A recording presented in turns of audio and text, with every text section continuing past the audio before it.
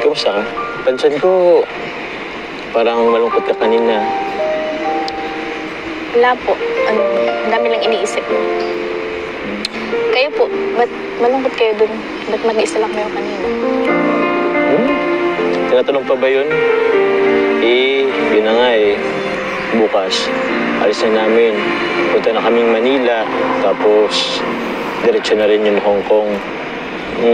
Isang linggo yun Alam mong, nasanay rin kasi ako di ba? Lagi tayong magkasama. Kahit sa shooting lang yun or serye. Serye. Ngayon, 1 week. Hindi ako sanay. Pero, actually, excited din naman ako kasi ibang bansa yun. First time kong ibang bansa. Sayang, wala ka Hindi ka. Oo nga naman, sayang talaga kasi 'di ba parang napaka-special day 'yun or napaka-special moment 'yun ni Papa Joms kasi Hong Kong, 'di ba? First trip yata 'to ni ko. Kasama. Mabilis lang naman po yun. 7 days lang. 7 days? Mabilis ba yun? Tagal-tagal kaya nun. Ikaw, di mo ba ako mamimiss?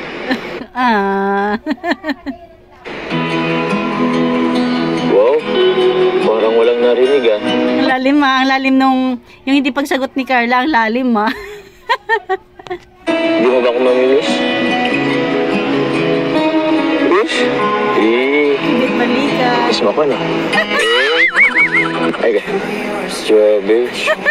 Miss mo ko, no? Mamiss mo ko, no? Mamiss mo ko, no? Ay, grabe. 7 days? Bakit? Mamiss mo? Malapit kasi siya. Naiilang si Carla. No,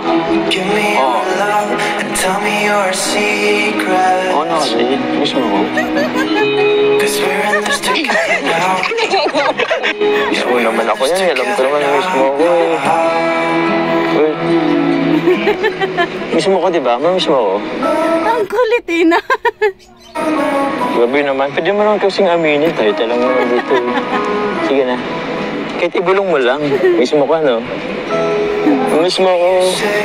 Ikaw naman. Diba? Bala ka po dyan. Grabe. Bala ka po dyan. Yun agad. Uy.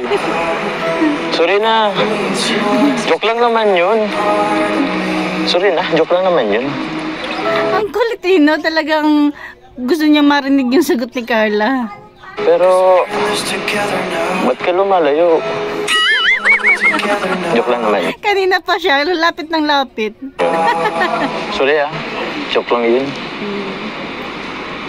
Joke na medyo totoo, di ba? Gusto niya marinig kung mamimiss siya ni Carla.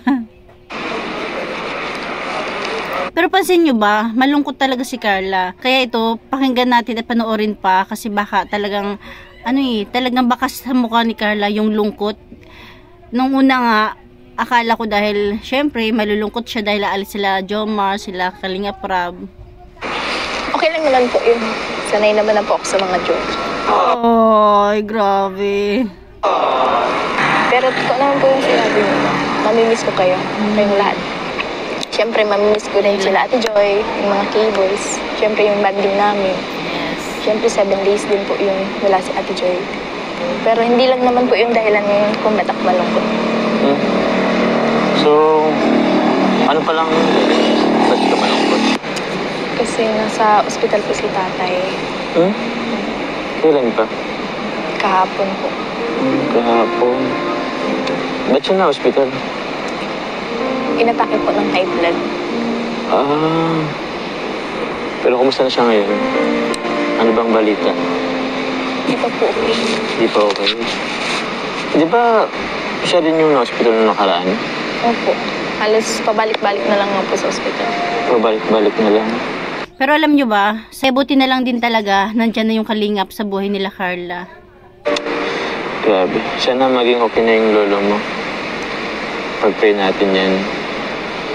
Siyempre, mas nalungkot po ako nung alis kayo kasi mas lalo ngayon kailangan ko ng makakausap. kapag nandyan naman kayo, medyo na mabawasan yung lungkot ko, lalo kapag nakakabanding ko sila Ate Joy. Oo, yan. Kayo, kapag nag-ano tayo sila Kuya Rab. Yan, tas tuwing nagbablog tayo, nakakalimutan ko yung mga problema sa bahay. Wrong timing pala, ano? Kung kailan kami aalis, ngayon pa nagkaroon ng problema ka. Okay ka lang? Mukhang naiyak ka na dyan, ah. Ano po? Yung totoo. Alam mo, pwede mo naman yung iyak sa akin. Para at least, gumana naman yung pakiramdam mo. Alam mo, napansin ko rin eh. Pagdating sa pamilya, babaw rin ng luha mo. Yes, totoo talaga yan. Kaya okay lang. Ilabas mo sa akin, walang problema.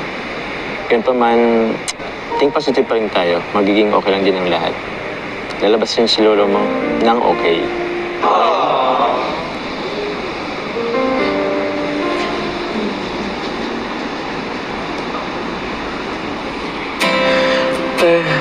Alam mo, pag nasa Hong Kong kami, pwede ka naman mag-chat sa akin. Pwede mo rin naman chat si Kuya Rab mo. Kasi, bibigyan naman kita ng oras, pwede kitang tawagan anytime. Tsaka may mga cables din dito na hindi makasama doon. Kaya, pwede naman ikaw ipakausap doon. Okay ka lang ba? Okay ka lang? Di lang sila yung napaluha dito, napakaraming napaiyak nila sa seryeng to. May mga cables din dito na hindi makasama doon. Kaya, pwede naman ikaw ipakausap doon. Okay ka lang ba? Okay ka lang? Okay lang din yan. Sige lang. At least, mas masarap sa pakiramdam yung nailabas niya yung iyak niya kumpara doon sa kanina na hindi pa niya naiiyak. Andun talaga, parang lugmok na lugmok siya sa sa lungkot, 'di ba? Malungkot siya sa bahay nila, tapos isipin pa niyan aalis ang K-boys. Ayun, kaya mas mainam na naiiyak talaga niya 'yan. Hindi kita pipigilan. Labas mo lang 'yan. Okay lang po. Okay lang po. Ako, Carla, napakarami yung napaiyak dito. Sorry po. Sorry? Di mo naman kailangan mag-sorry. Pamilya yun eh.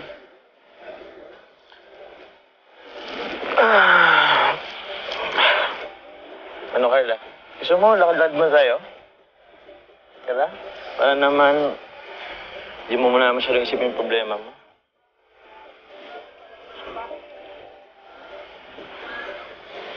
Ano pala yan? Gabi, tas pagka umaga, aalis na sila papuntang Hong Kong. At least nagkabanding-banding pa ang K-Angels at saka ang K-Boys. Doon tayo sa may yung lapit sa dagat. Para naman makapag-unwind ka. Wow, ganda ng place.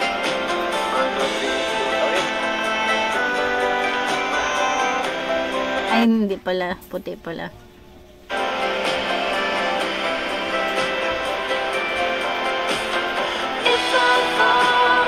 Oh.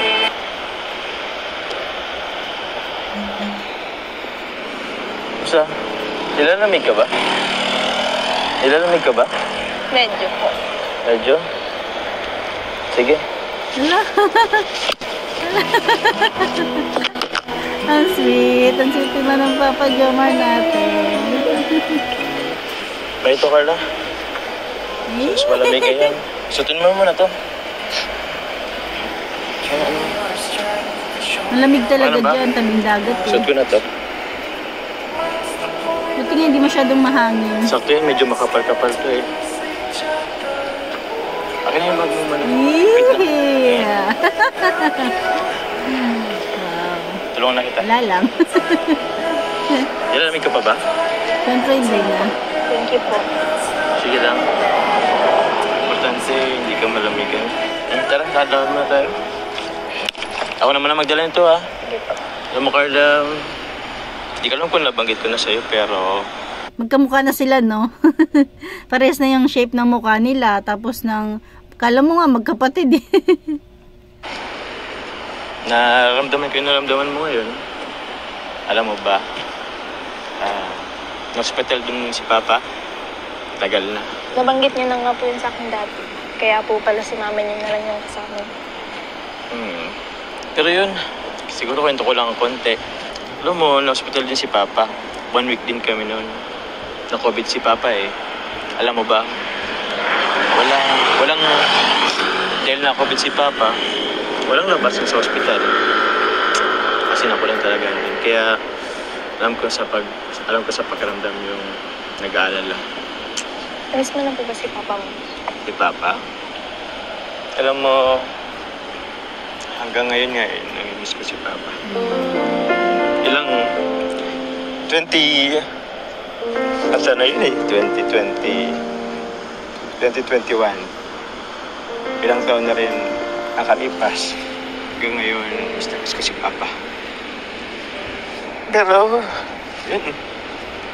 Siguro, sana yan na lang din. Kailangan... Teka.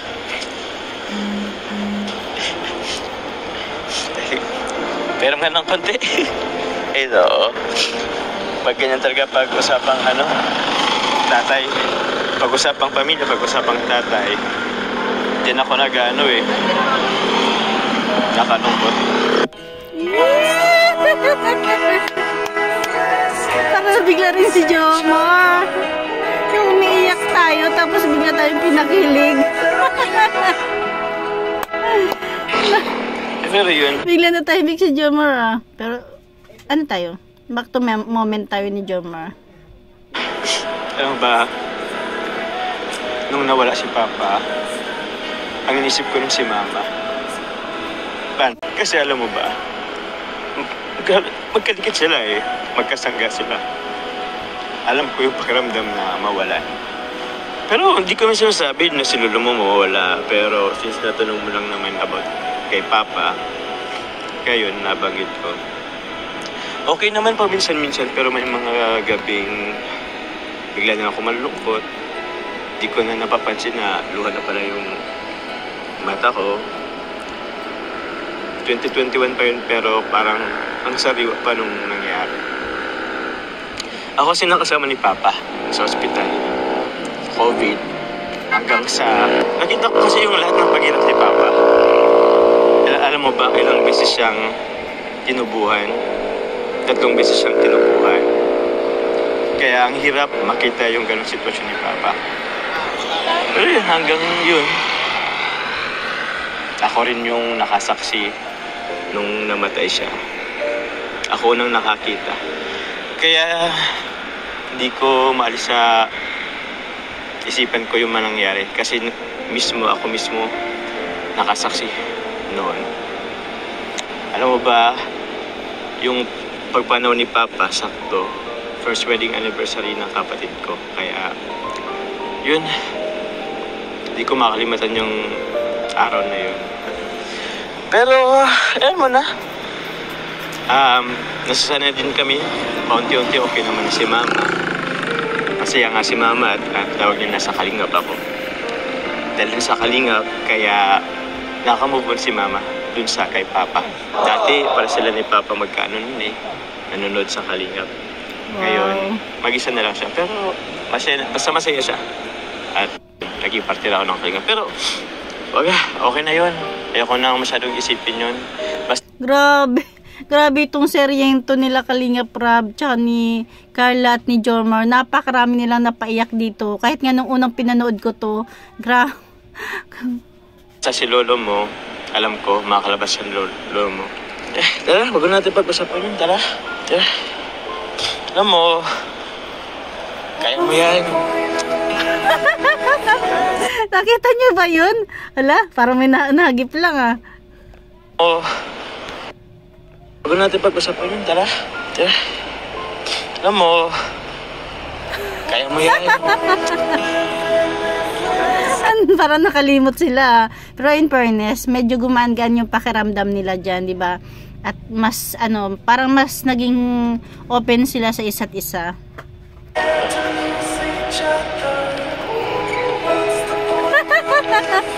Wala, parang lutang si Carla. Hindi niya napapansin. Nahawak ni Jomar yung kamay niya. Pares lang pala tayo dating sa pamilya natin. Sobrang Okay na. Walang problema. Kasi nga pala, Carla. May mga boxes pa doon. Kailangan nating buksan. Tara, unbox tayo. Tara. sige po. Ito na lang po. Bakit? Sige po, kaya ko naman po. Ayun, napansin na ni Carla. Sabi ko na nga ba sa tingin ko talaga yung pagkahawak na kamay ni Jomar kay Carla, hindi niya na, parang wala lang, lutang lang siya dahil close na nga sila sa isa't isa, parang wala lang sa kanya. Nung mapansin niya magkahawak silang kamay, di ba sabi niya ni Jomar, bakit? Sige na po, kaya ko na po sarili ko. Ayos ayun, continue tayo. Ano, tara? Buksan na natin. Yan, hanggang dyan na lang yung ating share kahit papano. Naging masaya na sila dyan, nag-unboxing sila, diba? Napakaraming nagbigay sa kanila ng biyaya. Kaya at least, maghihiwalay sila sa gabing yan. Si Jomar pupunta ng Hong Kong, si Carla uuwi. Is masaya na sila, diba? Kasi saglit lang naman, ngayon nga, nakauwi na sila Kalinga Prab, diba? Ayan lang mga kamamshi, thank you for watching. God bless you all and Jesus loves you.